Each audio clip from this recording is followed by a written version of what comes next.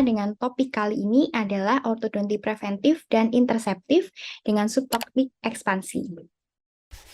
Pada subtopik kali ini, yaitu ekspansi, teman-teman akan mempelajari mengenai latar belakang dari ekspansi, indikasi, klasifikasi, rapid maxillary expansion, slow maxillary expansion, plat ekspansi, dan juga langkah pembuatan komponen ekspansi. Ekspansi merupakan proses memperluas lebar rahang atas atau bawah untuk mengatasi masalah gigi yang berjejal atau maloklusi. Teknik ekspansi digunakan untuk meningkatkan ruang yang tersedia bagi gigi-gigi untuk tumbuh dengan benar dan memperbaiki oklusi yang tidak sejajar. Seperti yang telah teman-teman ketahui bahwa dalam perawatan ortodonti diperlukan penambahan ruangan dan dapat diperoleh dari 4 cara, yaitu pertama adalah grinding atau yang biasa disebut slicing atau stripping gigi anterior. Yang kedua adalah dengan pelebaran ekspansi, yaitu pelebaran lengkung gigi atau rahang. Cara yang ketiga adalah kombinasi ekspansi dan grinding, dan cara yang keempat adalah pencabutan gigi. Akibat dari ekspansi dapat terjadi 2 pelebaran. Yang pertama adalah pelebaran lengkung gigi atau coronal arch, dan yang kedua adalah pelebaran lengkung basal atau basal arch. Hal yang perlu dipahami terlebih dahulu sebelum teman-teman masuk lebih dalam ke materi ekspansi, bahwa pelebaran lengkung gigi terjadi akibat gerakan ortodontik. Sedangkan pelebaran lengkung basal terjadi akibat gerakan ortopedik. Ekspansi yang dilakukan pada periode gigi campuran atau mixed dentition akan menghasilkan pelebaran lengkung gigi dan lengkung basal. Hal ini disebabkan oleh sutura palatina yang masih terbuka dan pertumbuhannya masih aktif. Pada periode gigi permanen, hanya akan terjadi pelebaran lengkung gigi. Ada beberapa faktor yang dapat mempengaruhi hasil dari ekspansi. Yang pertama adalah usia, kedua jenis kelamin, tiga potensi pertumbuhan, dan keempat adalah jumlah gaya yang diberikan. Teman-teman akan mempelajari mengenai indikasi dari ekspansi. Terdapat 6 indikasi. Yang pertama adalah gigitan silang anterior atau anterior crossbite. Kedua, gigitan silang posterior atau posterior crossbite secara bilateral ataupun unilateral.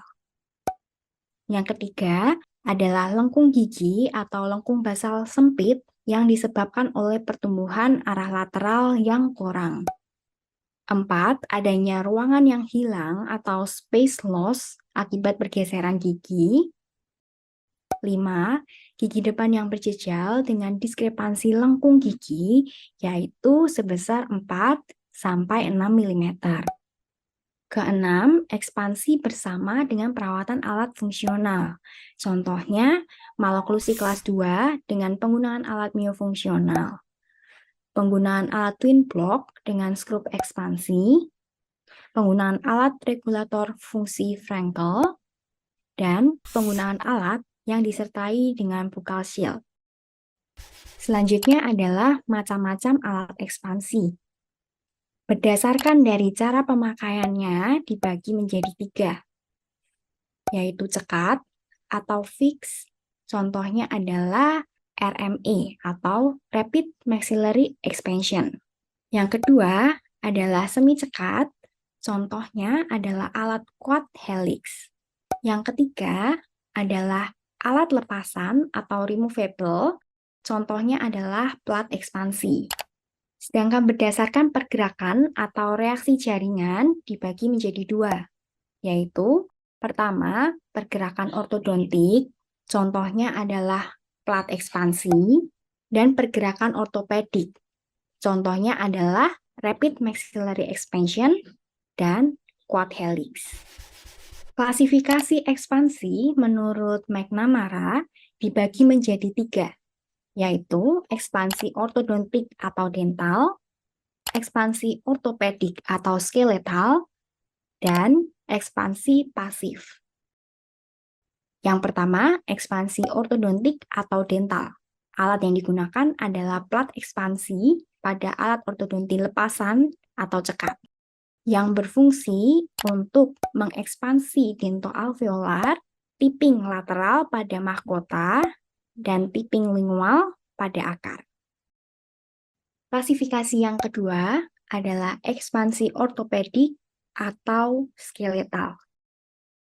Alat yang digunakan adalah rapid maxillary expansion yang berfungsi untuk melakukan ekspansi.